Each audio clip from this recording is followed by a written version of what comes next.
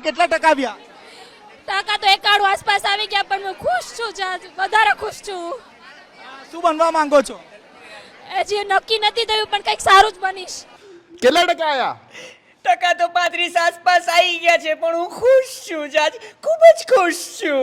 મોટા થઈને શું બનવા માંગો છો? બનવા નહીં, પરંતુ બનાવવા માંગુ છું. શું બનાવવા માંગો છો? ચા, વડાપાઉં, ક્યાં તો દાબેલી. કેટલા ટકા?